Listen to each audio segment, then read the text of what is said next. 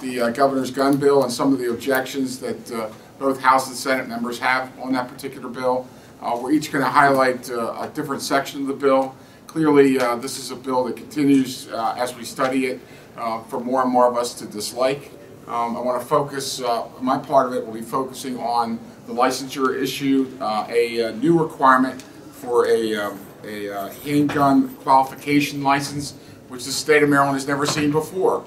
And what this license will require is someone to apply, pay a $100 application fee. They will then be required to be fingerprinted and have a fingerprinted run background check.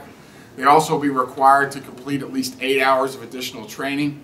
And then that training will also include not only classroom or book learning, but also as well live range proficiency, however that's defined.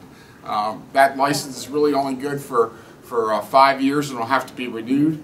And I think it raises a number of serious concerns that those of us who are concerned about the governor's bill want to highlight today. First of all, let's think about the additional expenses along the way.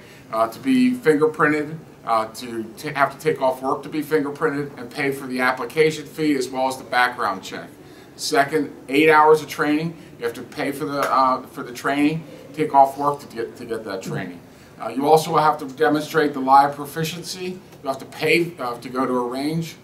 We don't know exactly what those expenses are, but what we've looked at on a preliminary basis, it's extensive. Again, taking off work to do that. And for those that live in the urban areas, most of the ranges are located in either suburban or rural areas. So what does this amount to? Basically, with this licensing provision in the governor's bill, only rich people are going to be able to afford guns in the state of Maryland, because the additional expenses that we see are at least $400 that you'll have to do just before you do anything else in the game. You have to turn around and expend $400 plus the time you take off work or have to arrange for child care.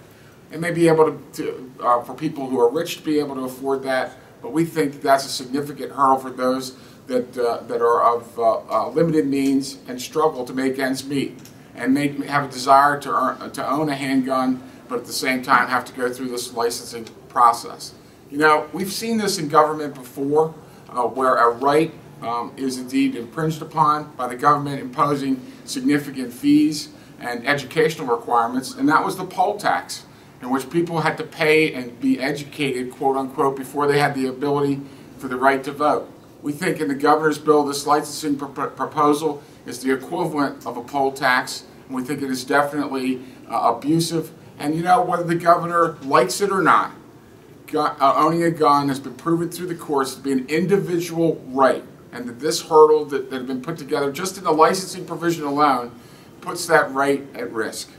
Now I'm going to hand it off to Delegate Spiegel to talk about that. Just one other issue about this that also kind of gives you a flavor for what the governor was thinking and why, again, it kind of discriminates those of us who don't have significant economic means. Interesting that in this application process, I think it's an attitude check mark. They won't accept an application unless it is sent in by electronic means. You won't be able to send it in by certified mail or use a fax machine. And it just kind of tells you that it's just another hurdle then the superintendent will have an additional 30 days to review whether they want to accept your application or not. There's also a question, by the way, related to the instructors. The whole instructor qualification question is not spelled out in the law. And in effect, the superintendent will have the right to decide who's qualified and what qualifications they have to meet.